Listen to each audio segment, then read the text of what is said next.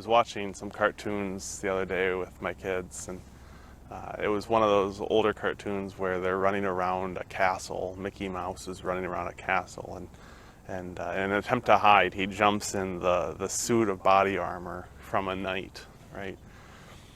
And you see the grate on the face come up, and you see his little eyes, and you know what I'm talking about. You've seen this scene before in one way or another.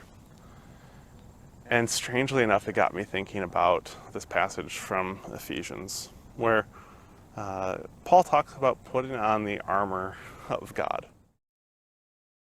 Finally, be strengthened by the Lord and his powerful strength. Put on God's armor so that you can make a stand against the tricks of the devil. We aren't fighting against human enemies, but against rulers, authorities, forces of cosmic darkness, and spiritual powers of evil in the heavens.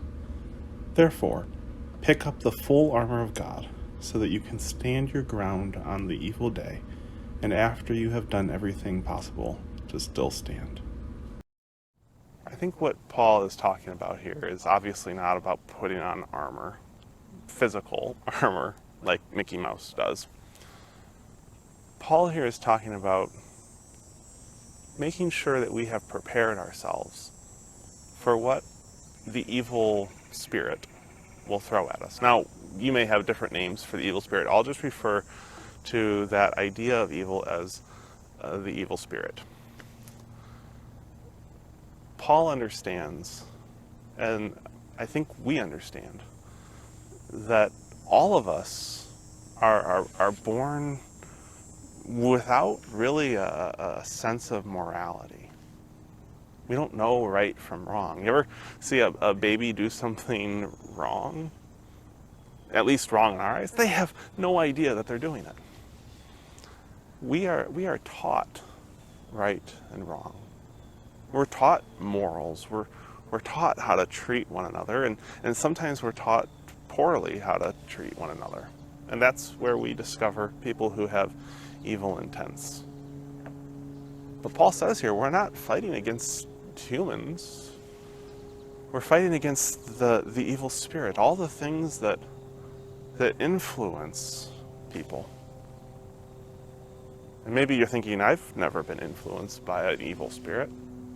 Sure you have. You know its voice. It's that voice of temptation on your shoulder that says, go ahead. No one's going to know. It's just this one time. I know that voice really well. Sometimes we find people who have heard that voice and have followed that voice far too much. And they bring harm on others. They do evil. Now, it is important that we stand up to that. It's important that we help bring a stop to the evil that others wrought on others. But it's important to recognize that it's not simply because they're this certain person. It's not that they were born evil. It's that the evil spirit is working against us. And so Paul's right. We need to armor up. We need to armor ourselves with a sense of what is of God. We need to armor ourselves with an understanding that when we discover something that is not of God, and another way to think about that is not loving, then we need to squash it. And so when you hear someone gossiping, end it.